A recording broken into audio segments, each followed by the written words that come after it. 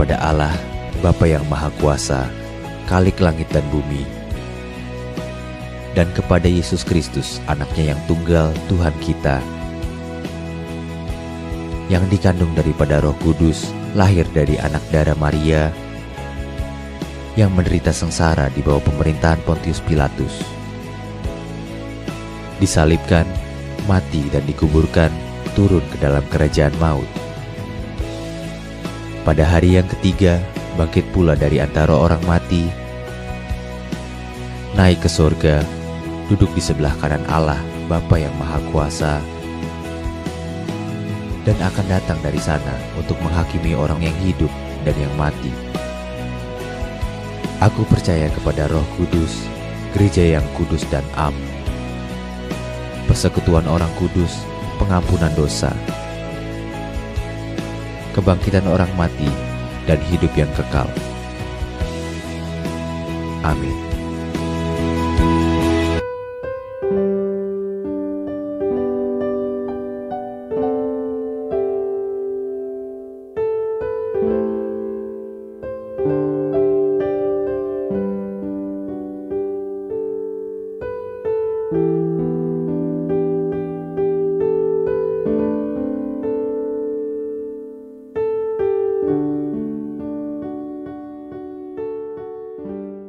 Shalom semua. Di sini saya ingin mengambil kesempatan untuk mendorong diri kita untuk tetap kuat dan bersabar dalam situasi yang kita alami sekarang ini. Biarpun kita tidak dapat beribadah secara fisikal macam dulu untuk satu jangka masa yang kita sendiri belum pasti, tapi kita percaya satu hal, yaitu Tuhan Yesus Kristus selalu ada bersama-sama dengan kita dan menjaga kita. Dan marilah kita bersama-sama bekerja sama memutuskan rangkaian penyebaran virus COVID-19 ini dengan mengikuti SOP yang sudah disarankan oleh kerajaan dan juga pihak KKM untuk kebaikan kita bersama. Sayangi diri, sayangi keluarga, dan sayangi masyarakat kita. Terima kasih. Pakailah hidupku Tuhan dalam masa penuaian ini, hatiku ini, rinduku, biar belas kasihan-Mu Bapa ada di dalam hatiku, seperti hati-Mu, seperti rindu-Mu.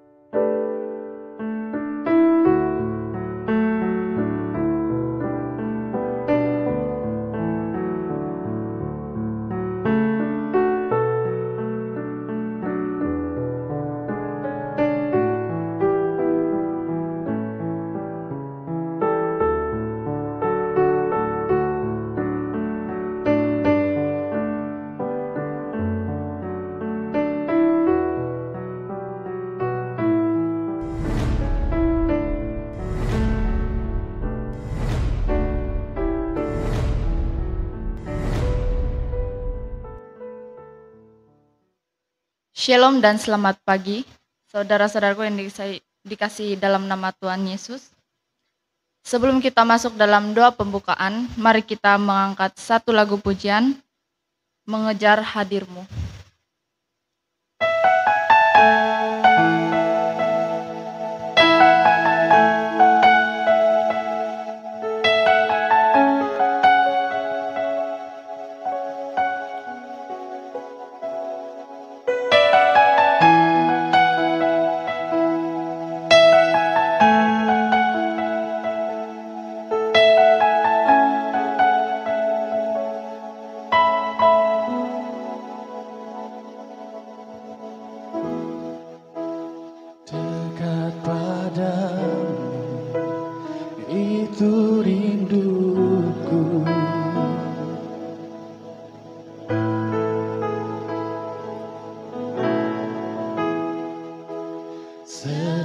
kataku, kau pun menunggu.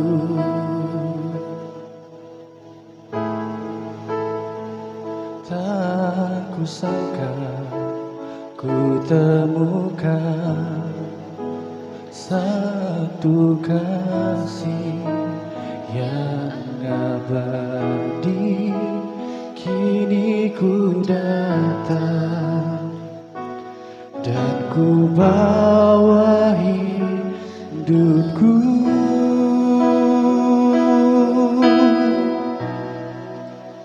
memandang wajahmu, mengikuti kebaikanmu, mengejar hadirmu dalam hidupku,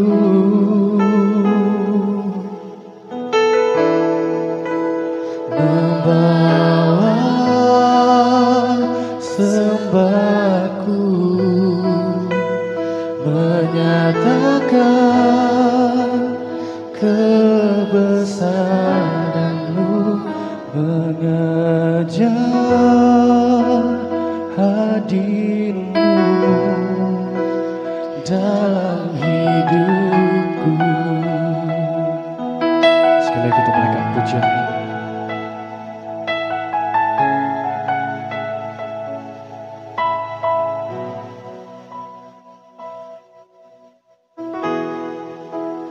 Dekat padamu, itu rinduku.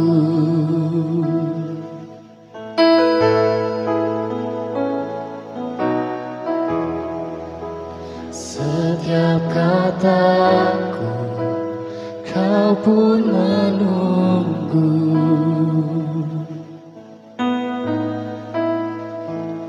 Tak kusangka ku temukan satu kasih yang abadi. Kini ku datang dan ku bawa hidupku,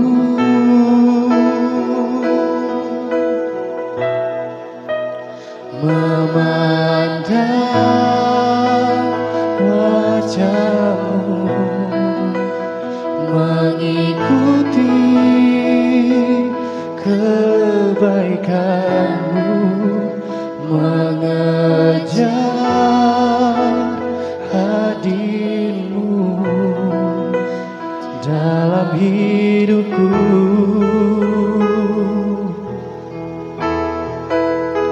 membawa sembahku, menyatakan kebesaranmu, mengejar hadirmu dalam hidupku, memandang wajahmu, mengikuti kebaikanmu, mengejar hadirmu dalam hidupku,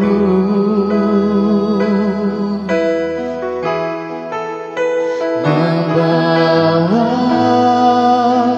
sembahku, menyatakan kebesaranmu, mengejar hadirmu dalam hidup.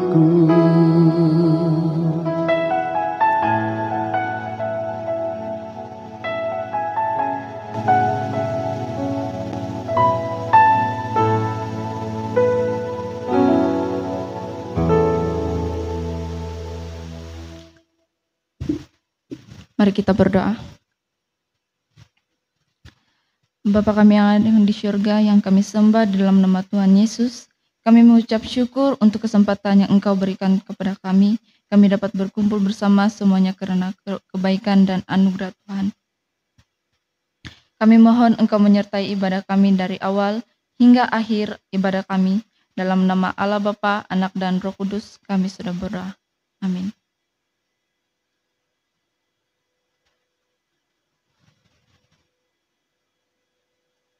Oke, mari kita semua bersorak-sorai bagi Tuhan kita.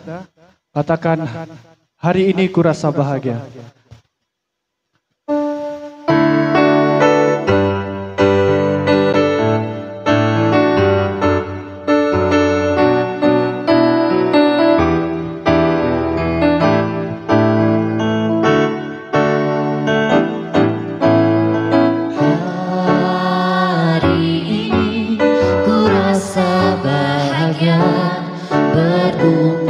Bersama saudara seiman, Tuhan Yesus telah satukan kita tanpa memandang di antara kita. Hari ini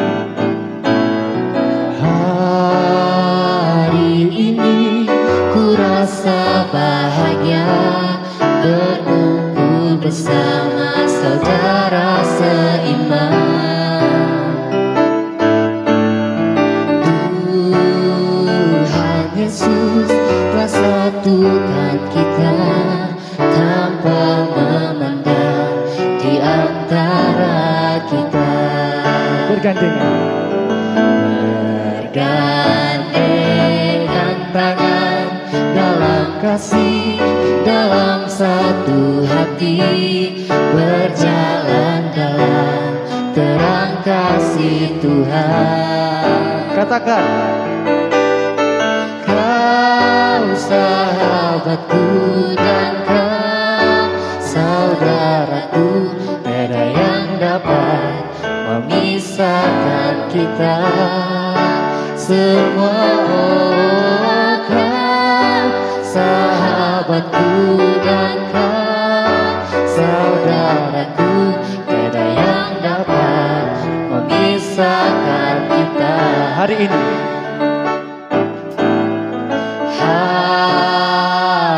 ini ku rasa bahagia berkumpul bersama saudara seiman. Tuhan Yesus telah satukan kita tanpa memandang di antara kita. Bergandengan tangan dalam kasih, dalam satu hati, berjalan dalam terang kasih Tuhan. Kau sahabatku dan kau saudaraku, tiada yang dapat memisahkan kita. Semua kau sahabatku dan kau saudaraku, tiada yang dapat memisahkan kita. Tiada yang dapat, tiada yang dapat memisahkan kita. Tiada yang dapat memisahkan kita. Mari kita berikan tepuk tangan bagi Tuhan kita. Oke, sebelum kita masuk dalam doa pengampunan, mari sekali lagi kita menaikkan satu lagu pujian. Engkaulah perisaiku.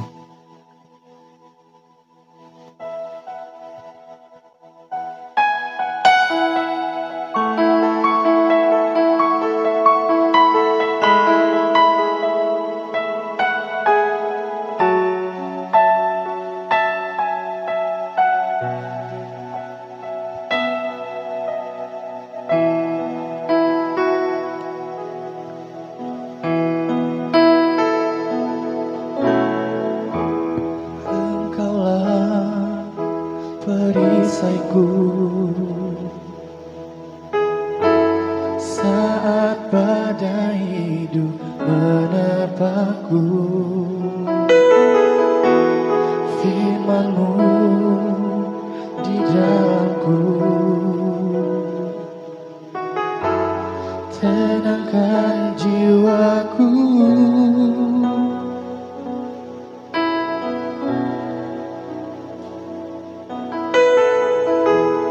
Engkaulah perisaiku saat badai hidup menerpaku. Firman-Mu di dalamku, tenangkan jiwaku. Ku kan berdiri di tengah badai dalam kekuatan yang Kau berikan.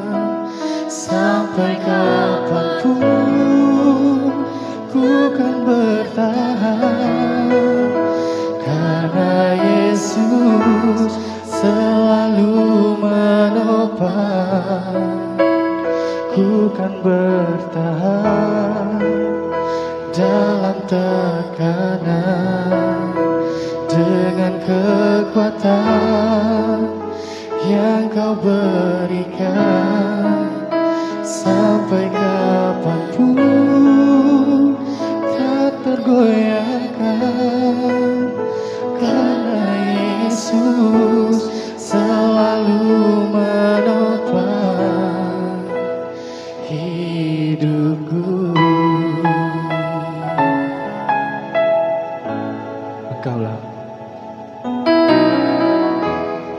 Engkaulah perisaiku saat badai hidup menerpaku. Firman-Mu di dalammu, tenangkan jiwaku.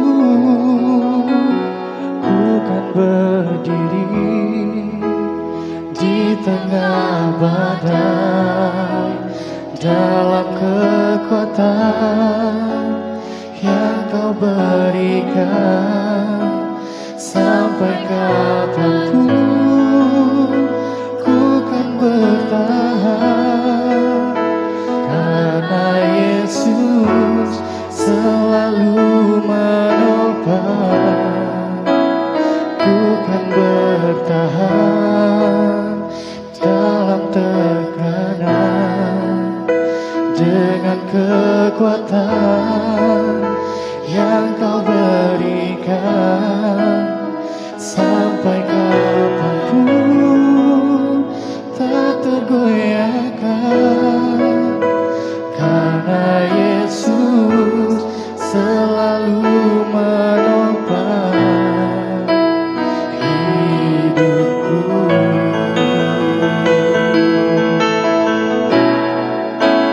Ku kan berdiri di tengah badai dalam kekuatan yang Kau berikan.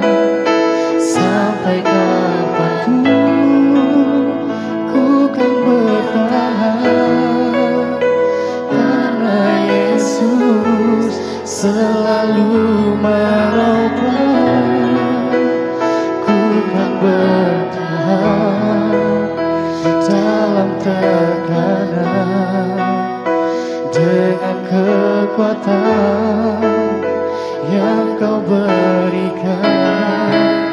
Sampai kapanpun tak tergoyahkan, karena Yesus selalu menopang hidupku.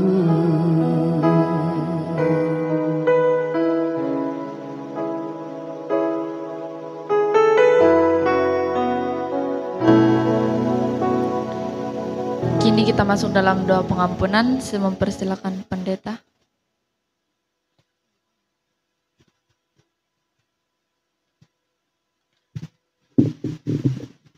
Mari kita masuk di dalam doa. Saya pimpin kita di dalam doa ini.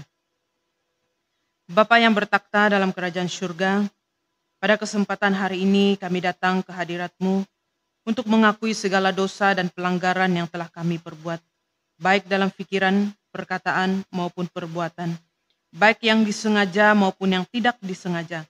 Seringkali kami berusaha untuk menutupi segala dosa dan pelanggaran yang telah kami perbuat di hadapan sesama kami, bahkan di hadapan Tuhan.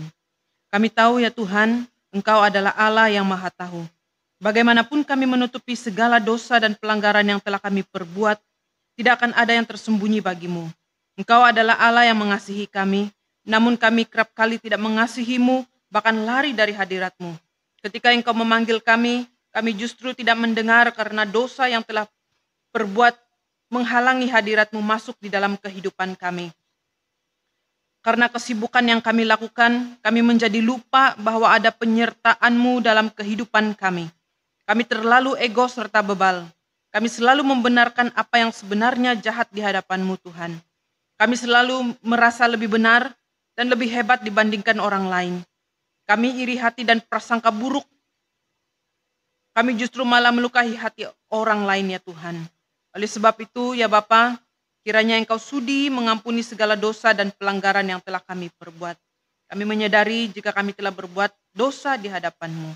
Kiranya Engkau mengasihi kami ya Tuhan, menurut kasih setia-Mu. Ini doa pengampunan kami yang kami panjatkan melalui Yesus Kristus. Kami sudah berdoa. Amin.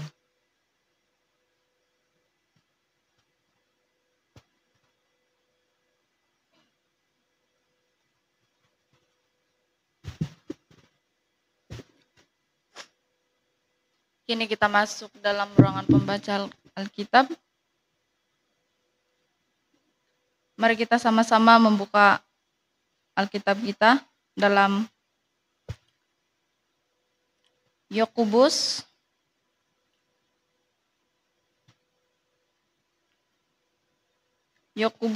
pasal 2 ayat 1 hingga 13.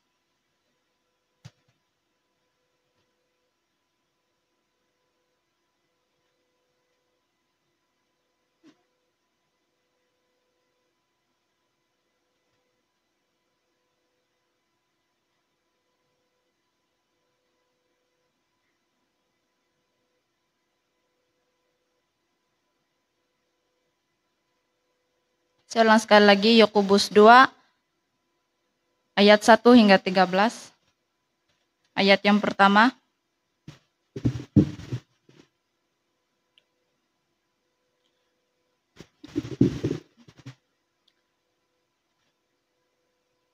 Saudara-saudaraku, sebagai orang yang beriman kepada Yesus Kristus, Tuhan kita yang mulia, janganlah iman itu kamu amalkan dengan memandang muka. Sebab jika ada seorang masuk ke dalam kumpulanmu dengan memakai cincin emas dan pakaian indah, dan datang juga seorang miskin ke situ dengan memakai pakaian buruk, dan kamu menghormati orang yang berpakaian indah itu dan berkata kepadanya, "Silakan Tuan, duduk di tempat yang baik ini." Sedangkan kepada orang yang miskin itu kamu berkata, "Berdirilah di sana," atau "Duduklah di lantai ini dengan tumpuan kakiku." Ayat yang keempat. Bukankah kamu telah membuat pembedaan di dalam hatimu dan bertindak sebagai hakim dengan pikiran yang jahat? Dengarkanlah, hai saudara-saudara yang kukasihi. Bukanlah Allah memilih orang-orang yang dianggap miskin oleh dunia ini untuk menjadi kaya dalam iman dan menjadi ahli waris kerajaan yang telah dijanjikannya kepada barang siapa yang mengasihi Dia. Tetapi kamu telah menghinakan orang-orang miskin. Bukankah justru orang-orang kaya yang menindas kamu dan yang menyeret kamu ke pengadilan? Bukankah mereka yang menghujat nama yang mulia yang olehnya kamu menjadi milik Allah? Ayat yang ke-8. Akan tetapi, jikalau kamu menjalankan hukum utama yang tertulis dalam kitab suci. Kasihilah sesamamu manusia seperti dirimu sendiri. Kamu berbuat baik. Tetapi jikalau kamu memandang muka, kamu berbuat dosa. Dan oleh hukum itu menjadi nyata bahwa kamu melakukan pelanggaran. Ayat yang ke-10. Sebab barang siapa menuruti seluruh hukum itu, tetapi mengabaikan satu bagian daripadanya, ia bersalah terhadap seluruhnya. Sebab ia yang mengatakan, jangan berzina, ia mengatakan juga, jangan membunuh. Jadi jika kamu tidak berzina, tetapi membunuh, maka kamu menjadi pelanggar hukum juga. Berkatalah dan berlakulah seperti orang-orang yang akan dihakimi oleh hukum yang memerdekakan orang. Ayat yang terakhir, ayat yang ke-13. Sebab penghakiman yang tak berbelas kasihan akan berlaku atas orang yang tidak berbelas kasihan, tetapi belas kasihan akan menang atas penghakiman. Saya ulang sekali lagi ayat yang terakhir. Sebab penghakiman yang tidak berbelas kasihan akan berlaku atas orang yang tidak berbelas kasihan, tetapi belas kasihan akan menang atas penghakiman. Sampai situ saja pembacaan Alkitab kita.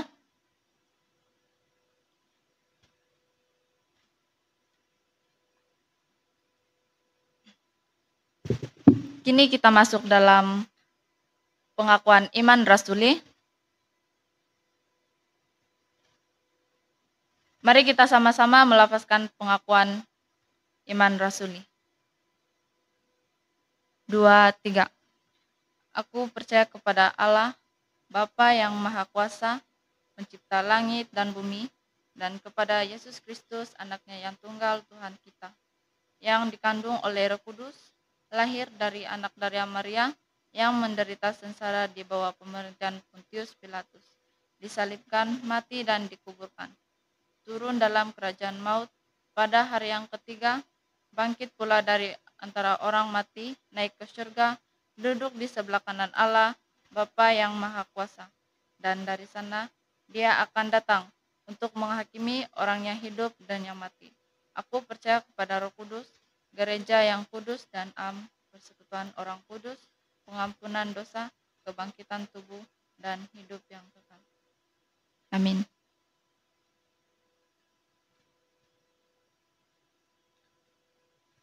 Sebelum kita mendengar firman Tuhan pada pagi hari ini, mari kita menaikkan satu lagu pujian, Kaulah Harapan.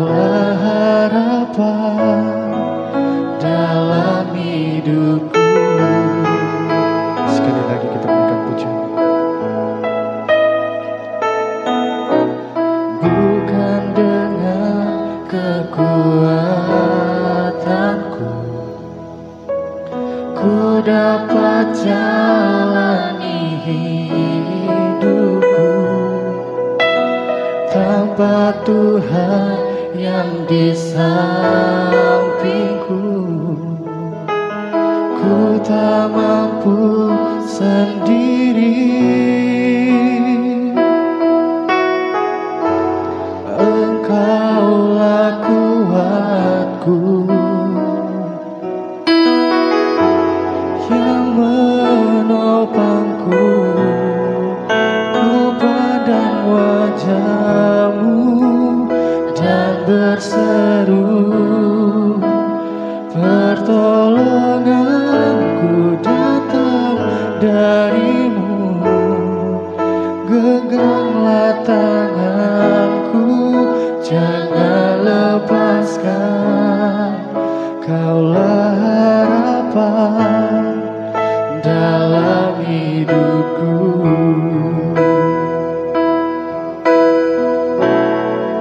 Ku pandang wajah-Mu dan berseru, pertolonganku datang dari-Mu.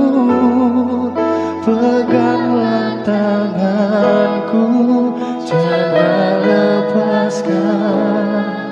Kaulah harapan dalam hidupku. Kaulah harapan dalam hidupku. Kaulah harapan dalam hidupku.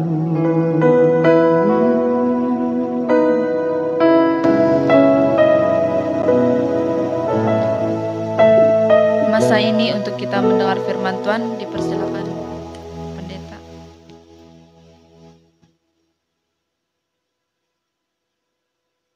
Mari kita berdoa sebelum kita mendengar firman Tuhan.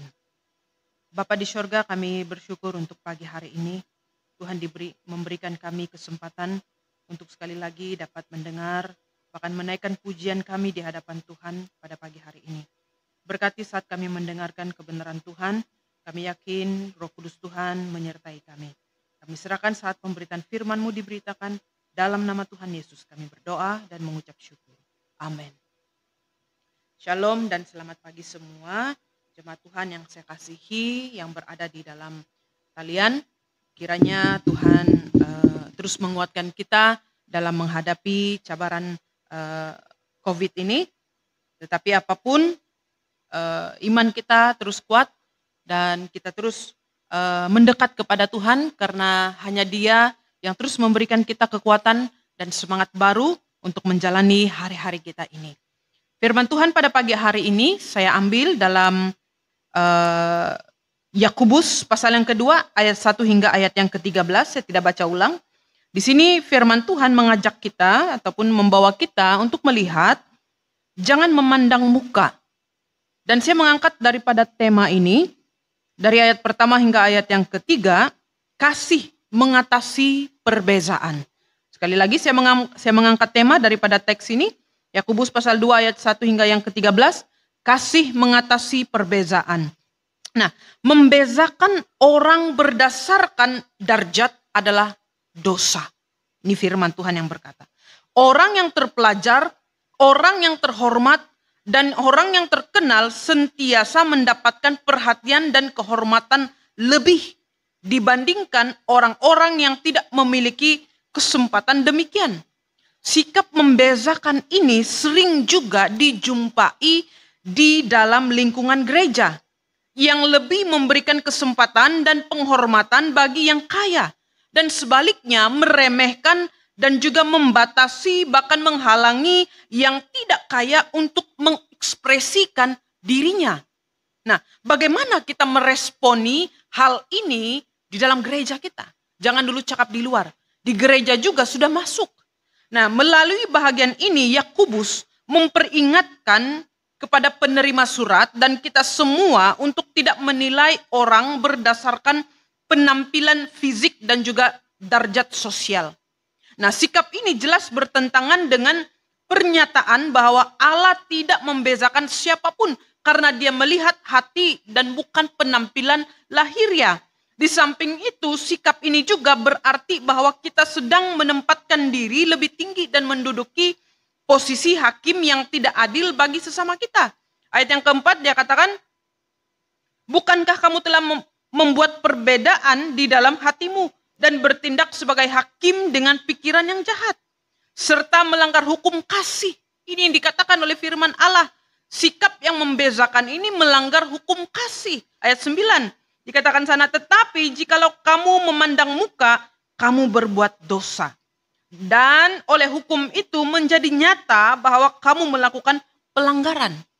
Ini jelas firman Tuhan, bukan pendeta yang bercakap ya. Tetapi ini firman Tuhan berkata, ini hukum firman Allah, yaitu harus mengasihi. Tidak ada, bahkan tidak keharusan ada perbezaan di dalam gereja itu sendiri. Karena ini melanggar hukum kasih. Siapa kita sehingga berhak menentukan kepada siapa harus dihormati, dinyatakan, ataupun kepada siapa ketidakhormatan itu dinyatakan.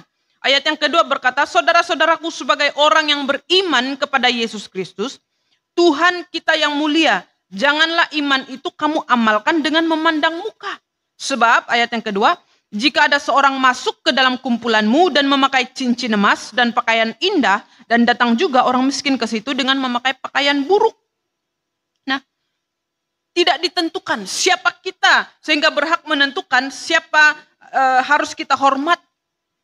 Sikap hormat itu harus kita nyatakan kepada hanya orang kaya-kaya saja? Tidak, firman Tuhan bilang.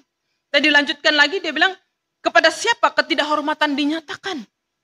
Kepada orang miskin yang tidak punya pakaian indah? Tidak, firman Tuhan bilang itu jelas. Hukum kasih itu harus sama. Jadi demikiankah gambaran seseorang ataupun orang Kristen yang sesungguhnya? Apakah ini digambarkan sebagai orang Kristen yang sesungguhnya? Kita katakan saya orang Kristen sejati. Tapi kalau masih ada pikiran-pikiran yang mau membezakan di dalam gereja itu sendiri, jangan cakap di luar, itu sudah jelas. Itu pasti ada. Ya, apa di dalam gereja? Isunya hari ini adalah gereja kita hari-hari ini. Ya. Ada perbezaan-perbezaan tanpa kita sadar. Karena itu kita harus koreksi diri kita kembali. Apakah kita orang Kristen seperti mana yang dikatakan oleh Yakobus? Apakah ini yang digambarkan sebagai orang Kristen? Nah, realitinya berbicara bahwa seringkali orang miskin itu lebih terbuka bagi Injil daripada orang kaya. Karena banyak orang kaya lebih mengandalkan hidupnya pada kekayaan yang dimilikinya daripada Tuhan. Ayat yang kelima, dengarkanlah hai saudara-saudara yang kukasihi, firman Tuhan bilang ya. Bukankah Allah memilih orang-orang yang dianggap miskin oleh dunia ini untuk menjadi kaya dalam iman? Sekali lagi, kaya dalam iman, bukan kaya dari segi uangnya, itu menyusul pasti kalau kita percaya dan bersandar kepada Tuhan. Dan menjadi ahli waris kerajaan yang telah dijanjikannya kepada barang siapa yang mengasihi dia. Barang siapa yang mengasihi dia, ya, akan diwariskan kekayaan itu sendiri. Nah, ini tidak berarti bahwa orang yang kaya sulit menerima Injil karena status sosial itu tidak menjadi penentu status manusia itu di hadapan Tuhan. Bersikap antipati dan mencurigai orang kaya juga tidak dibenarkan. Ya. Jadi sesungguhnya surat ini ditulis dengan tujuan supaya orang-orang Kristen itu kembali kepada hukum kasih.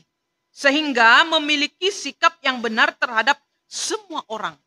Karena hukum kasih tercermin dalam setiap hukum yang diberikan Tuhan kepada umatnya. Tidak ada ukuran apapun yang dapat menggeser hukum kasih itu. Semuanya kembali kepada kasih. Ya, kayakah dia, miskinkah dia, ada kan tuh pujian itu. Apapun warna kulit kau, dia bilang itu dangdut itu kan. Apapun warna kulit kau, dia bilang rambut kau hitam, rambut kau keriting kah, kulitmu apakah. Semuanya dikasihi Tuhan. Apalagi bercakap soal status sosialnya. Kau miskinkah, kau kayakah, tetap sama di hadapan Tuhan. Apalagi kalau kita orang yang percaya kepada Dia, tetap pergi ke dalam kerajaan surga. Tuhan tidak cakap, oh kau orang sederhana, kau orang miskin, kau orang kaya, kau sungguh percaya kepada Tuhan, kau terlalu banyak memberi, kau yang masuk surga. Tidak. Semua yang percaya kepada Tuhan dan melakukannya dengan kasih, semua layak untuk berada di hadapan di hadapan Tuhan. Tidak ada ukuran apapun yang dapat menggeser hukum kasih itu. Oleh itu, tempatkanlah harta pada bahagian yang benar. Sehingga tidak mempengaruhi kita dalam bersikap kepada orang lain. Kemudian taatilah hukum kasih dalam seluruh sikap dan perbuatan kita. Sehingga tidak membuatkan kita membezakan siapapun yang kita temui. Nah, inilah pengalaman iman Kristen yang sejati yang memuliakan Tuhan dan membangun hubungan kasih dengan sesama. Nah, banyak perbedaan terjadi di dalam kehidupan yang kita jalani dengan sesama. Bagaimana kita menjembatani perbedaan itu dengan kasih? Ayat 1 hingga ayat yang keempat. Poin pertama saya, saudara-saudaraku sebagai orang yang beriman kepada Yesus Kristus, Tuhan kita yang mulia, janganlah iman itu kamu amalkan dengan memandang muka. Sebab jika ada seorang masuk ke dalam kumpulanmu dengan memakai cincin emas dan pakaian indah, dan datang juga seorang miskin ke situ dengan memakai pakaian buruk, dan kamu menghormati orang yang berpakaian indah itu dan berkata kepadanya, silakan Tuhan duduk di tempat yang baik ini. Sedang mereka orang yang miskin itu kamu berkata, berdirilah di sana atau duduklah di lantai ini dekat tumpuan kakiku. Ayat yang keempat, bukankah kamu telah membuat perbezaan di dalam hatimu dan bertindak sebagai hakim di dalam pikiran yang jahat? Nah, poin pertama saya daripada ayat 1 hingga 4 ini, kasih melenyapkan perbezaan. Di dalam dunia ini ada banyak perbedaan tingkat atau kasta. Ada seorang kaya, dia berpakaian indah, dan ada seorang miskin, dia berpakaian buruk. Janganlah iman itu, firman Tuhan bilang, janganlah iman itu kamu andalkan dengan memandang muka. Itu ayat 1. Bukankah kamu telah membuat perbedaan di dalam hatimu dan bertindak sebagai hakim dengan pikiran yang jahat? Ayat yang keempat. Nah, Tuhan menginginkan kita hidup dalam kasih agar kita dapat menerima semua manusia tanpa membeza-bezakan tingkat kedudukannya. Ya, mari kita renungkan bersama-sama. Jika ayat ini dikatakan sana, janganlah iman itu kamu andalkan dengan memandang muka. Ayat yang keempat, bukankah kamu telah membuat perbezaan di dalam hatimu dan bertindak sebagai hakim dalam pikiran yang jahat? Jelas firman Tuhan bilang Tuhan tidak mau kita hidup dalam kasih yang berbeza-beza. Maksudnya memandang bulu. Tapi di sini firman Tuhan mengajak kita supaya kita hidup dalam kasih agar kita dapat menerima. Minta maaf. Agar kita dapat menerima perbezaan-perbezaan itu di dalam hidup bergereja ataupun di dalam hidup berjemaah. Tanpa membeza-bezakan tingkat dan juga kedudukan. Karena di dalam hidup kita bergereja, kita punya pendidikan yang berbeza, kita punya status yang berbeza, kita punya ekonomi yang berbeza, kita punya pendidikan yang berbeza, kita punya budaya yang berbeza, dan ada banyak lagi perbezaan-perbezaan yang ada. Tetapi bagaimana semuanya itu dapat dilenyapkan? Kasih. Kasih melenyapkan perbezaan itu. Oleh itu firman Tuhan mengajak kita untuk mengenakan kasih itu. Sehingga kita tidak lagi dapat melihat perbezaan-perbezaan itu. Yang kedua, ayat yang kelima hingga ayat yang ke-8. Dengarkanlah hai saudara-saudara yang kukasihi. Bukankah Allah memilih orang-orang yang dianggap miskin oleh dunia ini untuk menjadi kaya dalam iman dan menjadi ahli waris kerajaan yang telah dijanjikannya kepada barang siapa yang mengasihi dia? Tetapi kamu telah menghinakan orang-orang miskin. Bukankah justru orang-orang kaya yang menindas kamu dan yang menyeret kamu ke pengadilan? Bukankah mereka yang menghujat nama yang mulia yang olehnya kamu menjadi milik Allah? Ayat 8, akan tetapi jikalau kamu menjalankan hukum utama yang tertulis dalam kitab suci, ayat yang ke-8 perhatikan, garis bawahi, kasihilah sesamamu manusia seperti dirimu sendiri. Kamu berbuat baik. Poin kedua, semua orang sama di hadapan Allah. Kalau Allah saja memandang kita sama, siapa kita? Mau memandang sesama kita berbeza-beza. Ya. Bukankah Allah memilih orang-orang yang dianggap miskin oleh dunia ini untuk menjadi kaya dalam iman dan menjadi ahli waris kerajaan yang telah dijanjikannya kepada barang siapa yang mengasihi dia? Ayat yang kelima. Di hadapan Allah semua manusia sama. Karena Allah tidak membezakan orang.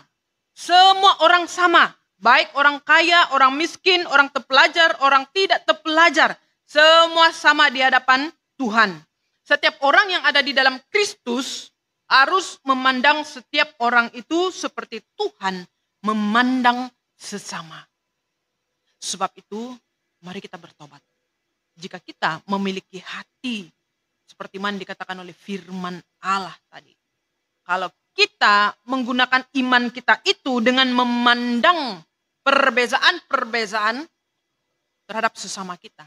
Kita sudah melanggar hukum itu, yaitu hukum kasih. Sebab itu firman Tuhan mengajak kita untuk mengenakan kasih itu. Karena Yesus sendiri tidak memandang kau berbeza. Demikian halnya dengan kita. Apa yang membuatkan kita mau membeza-bezakan sesama kita? Sedangkan Yesus, bahkan Allah sendiri tidak memandang kita itu berbeza. Kenapa dia harus mengutus anaknya yang tunggal ke dalam dunia ini? Itu karena apa? Bukti kasihnya. Tidak memandang siapapun kita. Jadi kita tidak punya hak dan seharusnya memandang berbeza-beza di antara kita. Yang terakhir, ayat 9 hingga ayat yang ke-13. Tetapi jikalau kamu memandang muka, kamu berbuat dosa. Dan oleh hukum itu menjadi nyata bahwa kamu melakukan pelanggaran. Sebab barang siapa menuruti seluruh hukum itu, tetapi mengabaikan satu bahagian daripadanya, ia bersalah terhadap seluruhnya. Sebab ia mengatakan jangan berzina. Ia mengatakan juga jangan membunuh. Jadi jika kamu tidak berzina tetapi membunuh, maka kamu menjadi pelanggar hukum juga. Berkatalah dan berlakulah seperti orang-orang yang akan dihakimi oleh hukum yang memerdekakan orang. 13.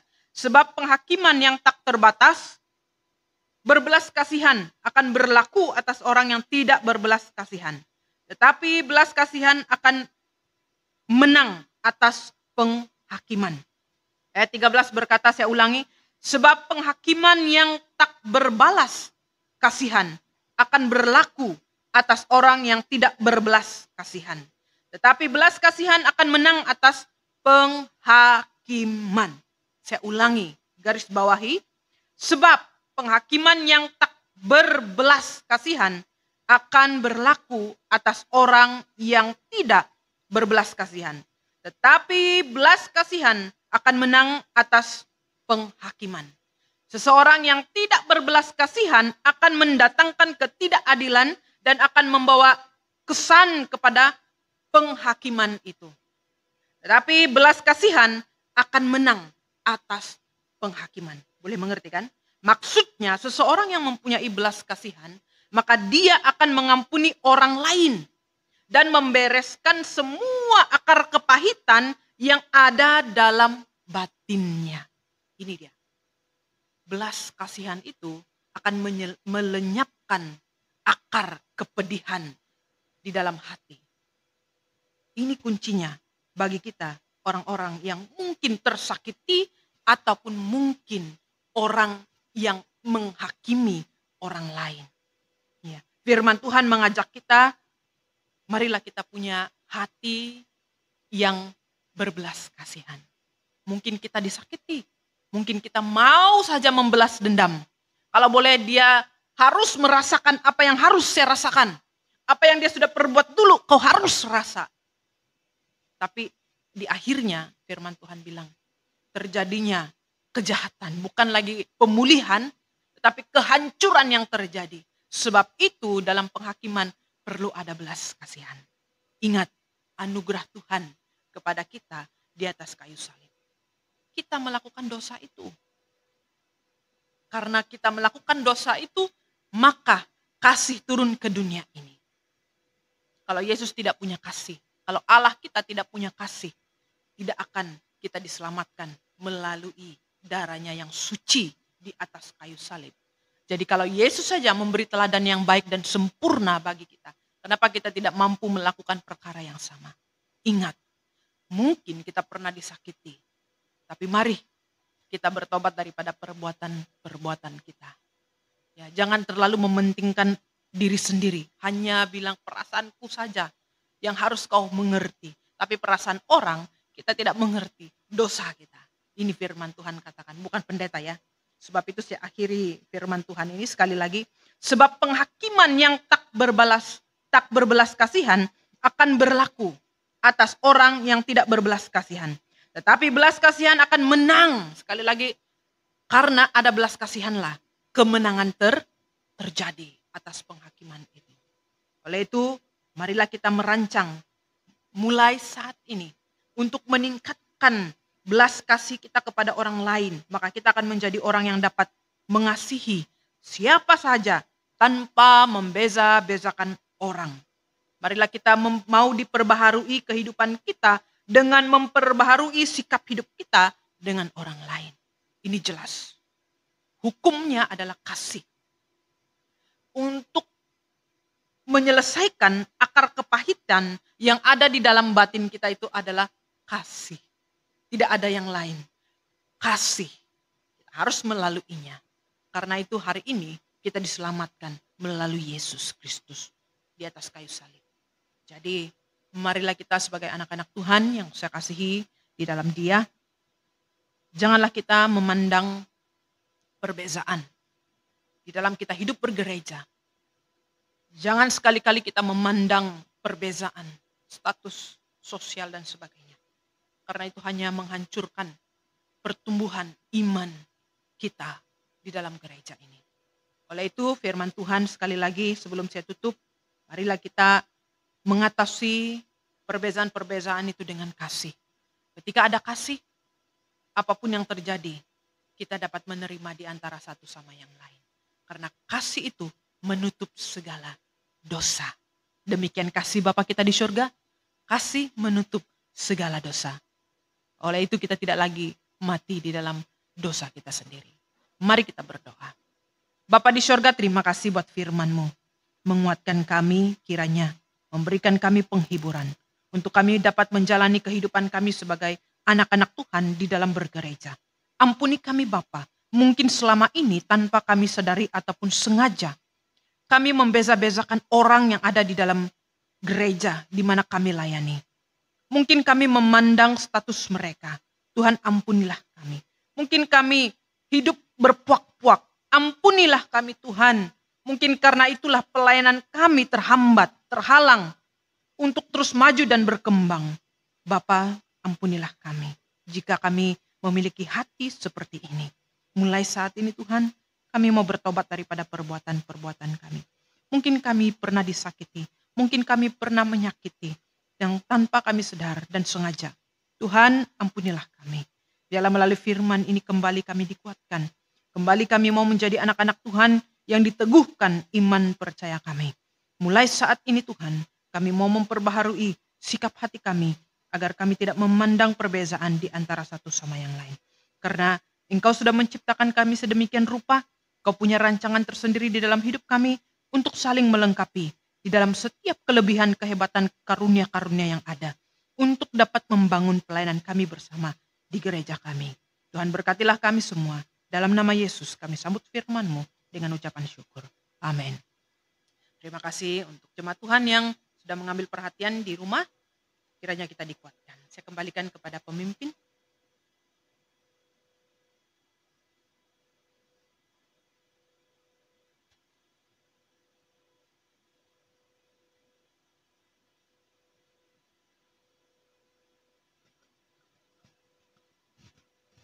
Oke, mari kita meresponi firman Tuhan sebentar tadi dengan menaikkan lagu pujian, dengan apa akan kubalas.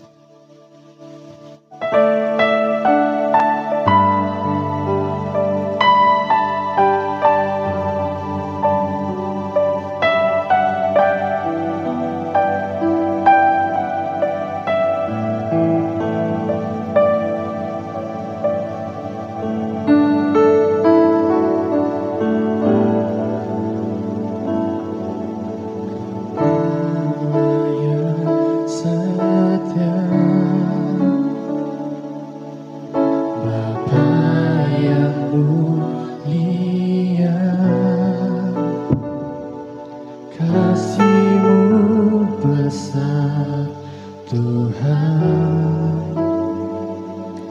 Kau pulihkan hidupku, Kaulah harapanku, hidupku dalam-Mu.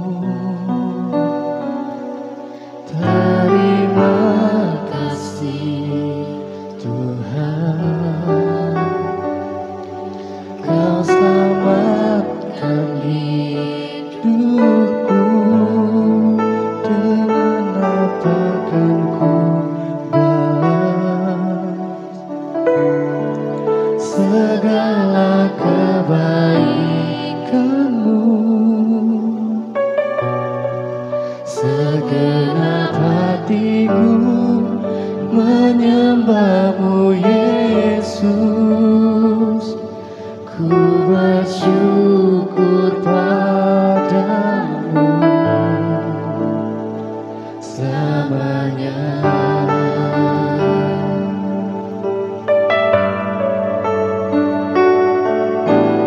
Allah yang setia, Bapa yang mulia, kasih-Mu besar Tuhan. Kau pulihkan hidupku, Kaulah harapanku, hidupku dalam-Mu. Terima kasih Tuhan, Kau selamatkan hidupku. Dengan apa kan ku balas segala kebaikan-Mu? Segenap hatiku menyembah-Mu Yesus. Ku bersyukur padamu. Dengan apa kan ku balas? Dengan apa kan ku balas segala kebaikan-Mu? Segenap hatiku menyembah-Mu Yesus. Ku bersyukur padamu selamanya.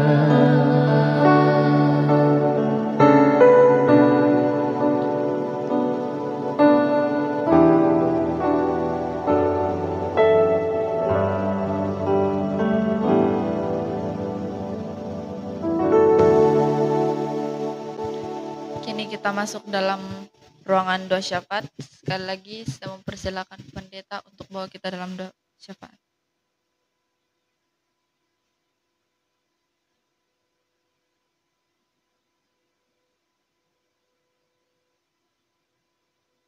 Baik, mari kita masuk di dalam doa syafaat. Saya pimpin kita bersama. Mari kita berdoa. Kami bersyukur Bapa buat firman-Mu yang sudah kami sama-sama pelajari. Kiranya firman ini menguatkan kami sungguh dalam kami menjalani kehidupan kami sebagai anak-anak Tuhan yang sudah dipanggil untuk memberitakan Injil Kristus Yesus di daerah kami ini. Berkatilah kami Tuhan, ampunilah kami Tuhan jika kami melakukan kesalahan dan dosa yang sangat melukakan hati-Mu. Di dalam kami melaksanakan bahkan memberitakan Injil Kristus, ada perbezaan di sana. Ampunilah kami Tuhan. Kami berdoa buat jemaat-jemaat-Mu, baik di Pekan, Parong, dan juga Ghana. Kami berdoa agar mereka tetap kuat untuk menjalani hidup di musim pandemik ini. Ada banyak cabaran dan tekanan yang harus kami lalui dan lewati. Tuhan, kami mohon pertolongan daripada-Mu, memberikan kami kekuatan kemampuan untuk terus berhadapan dengan situasi-situasi hari-hari ini. Kami percaya dengan persekutuan pribadi dengan-Mu, sungguh menguatkan kami. Kami berdoa bagi jemaat-jemaat Tuhan agar terus membina hubungan bersama-sama dengan Engkau.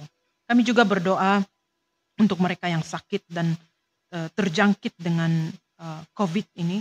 Kami berdoa mohon Engkau menyembuhkan dan berikanlah mereka kekuatan untuk tubuh dan roh mereka Tuhan. Kendalikanlah penyebaran ini. Kami juga berdoa untuk populasi yang sering terinfeksi. Lindungilah para orang tua kami dan juga mereka yang menderita sakit penyakit kronis. Biarlah Tuhan menyediakan keperluan bagi mereka yang miskin dan yang kurang kemampuan. Kami juga berdoa untuk anak-anak muda dan mereka yang masih kuat. Tuhan berikanlah mereka kesadaran untuk menjaga diri mereka agar mereka tidak dengan sengaja menyebarkan virus ini. Berikanlah mereka keinginan untuk mau membantu. Kami juga berdoa untuk pemerintah, baik itu di daerah dan juga pusat. Tuhan sertailah pemimpin-pemimpin kami dalam mereka menyediakan keperluan negeri ataupun negara kami untuk memerangi pandemik ini. Bantulah mereka untuk dapat menyediakan rawatan ataupun pemeriksaan yang diperlukan. Kami juga berdoa untuk media yang berkomitmen untuk menyediakan informasi terkini. Tuhan, tolonglah mereka untuk dapat berkomunikasi dengan cara yang tepat tanpa menimbulkan kepanikan. Kami juga berdoa untuk para pastor, pendeta, misioneri Kristen di seluruh dunia, terutama di daerah-daerah. Tuhan, berikanlah mereka kata-kata yang penuh pengharapan dan diperlengkapi agar mereka terus mengasihi dan mau melayani orang-orang yang ada di sekitar mereka. Kami berdoa juga buat ekonomi masyarakat dan juga jemaat kami Tuhan yang terjejas. Kami berdoa moga Tuhan memberikan mereka kecukupan yang diperlukan oleh keluarga-keluarga yang memerlukan bakul makanan dan juga keperluan yang lain. Kami berdoa agar Tuhan menggerakkan hati mereka yang mau memberi dan mengungsikan berkat mereka kepada orang-orang yang berkekurangan. Kami berdoa untuk semuanya ini Bapa. Kami juga akan memberi persembahan sebentar lagi, sekalipun mungkin melalui online transfer. Tuhan memberkati pemberian-pemberian anak-anak Tuhan yang mau memberi dan menyokong pelayanan Tuhan. Kami berdoa kiranya Tuhan mencukupkan keperluan-keperluan pelayanan kami di musim pandemik ini. Kami percaya kami tidak pernah kekurangan satu apapun, karena Allah yang kami sembah adalah Allah yang luar biasa kayanya. Tuhan Yesus, inilah doa yang kami panjatkan di hadapan Tuhan. Ada banyak perkara dan pergumulan yang tidak sempat kami panjatkan dan sebutkan satu persatu, tapi kami percaya yakin kuasa Allah mendengar, kuasa Allah menjangkaui apa yang menjadi pergumulan di dalam kehidupan seluruh umat-umat Tuhan di negeri ataupun di daerah kami ini. Ini doa kami yang Bapa. Dalam nama Yesus kami berdoa dan mengucap syukur. Amin. Kembalikan kepada pemimpin.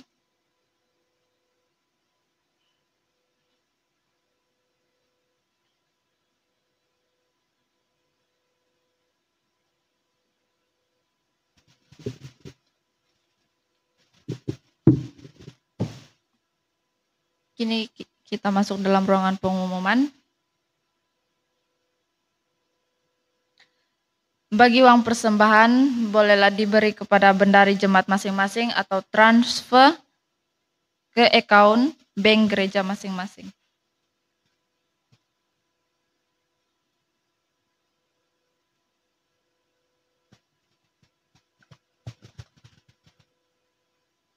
Oke, mari kita memberi yang terbaik bagi Tuhan kita. Dengan menaikkan pujian, ku beri yang terbaik.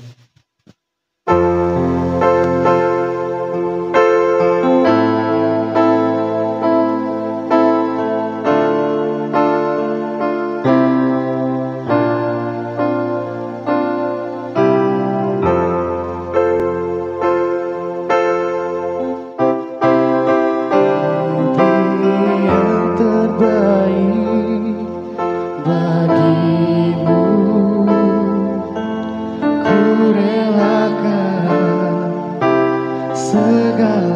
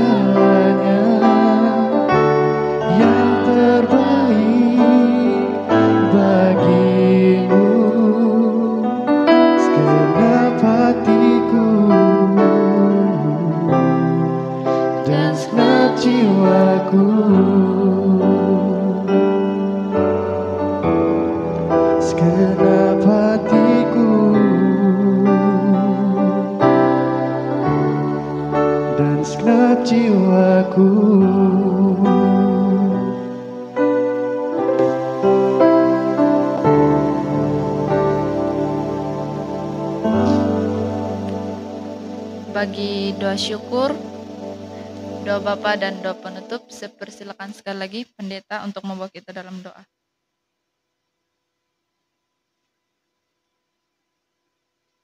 Mari kita akhiri ibadah kita pada pagi hari ini dengan doa syukur, doa Bapa kami, serta doa berkat. Mari kita berdoa. Bapa di surga, kami bersyukur untuk pagi hari ini buat penyertaan Tuhan dari awal sehingga selesainya ibadah kami ini. Tuhan memberkati kami semua, sekalipun kami menghadapi hari-hari yang penuh dengan kesukaran ini, tapi ada berkat sukacita yang Tuhan sediakan untuk kami lalui dan lewati. Kami percaya pertolongan Tuhan tidak pernah terlambat bagi setiap umat-umat Tuhan yang takut kepadanya. Kami bersyukur untuk semuanya ini Tuhan. Kami akan tutup ibadah kami dengan doa sempurna yang Tuhan Yesus sudah ajarkan kepada murid-muridnya demikian. Bapa kami yang di surga, dikuduskanlah namamu, datanglah kerajaanmu, jadilah kehendakmu di bumi seperti di surga. Berikanlah kami pada hari ini makanan kami yang secukupnya, dan ampunilah kami akan kesalahan kami, seperti kami juga mengampuni orang yang bersalah terhadap kami. Dan janganlah membawa kami ke dalam pencobaan, tetapi lepaskanlah kami daripada yang jahat, karena Engkaulah yang empunya kerajaan dan kuasa dan kemuliaan sampai selama-lamanya. Jemaat Tuhan, marilah kita pulang dan terimalah berkat daripada Tuhan kita Yesus Kristus. Anugerah Tuhan Yesus Kristus, kasih Allah Bapa dan persekutuan Roh Kudus menyertai kita sekalian dari hari ini sampai kedatangan Tuhan Yesus yang kedua kalinya. Amin.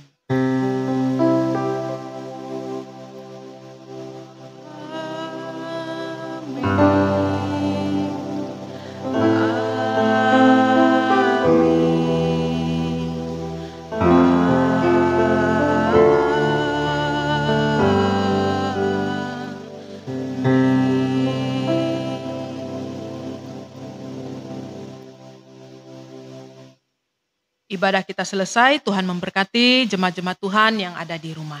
Tuhan memberkati.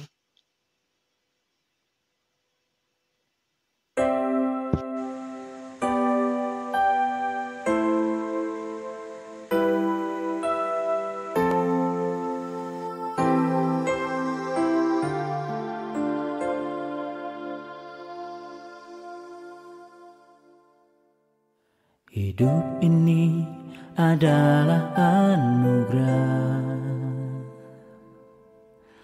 Tak ada lagi waktu untuk bermegah.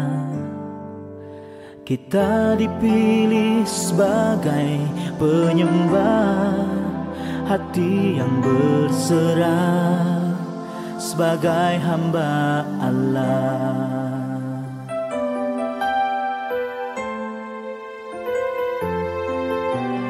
Hidup ini adalah kasih karunia, kembali kepada panggilan semula, menjadi jawaban bagi jiwa-jiwa, bagi yang tersesat, kehilangan kasih Bapa.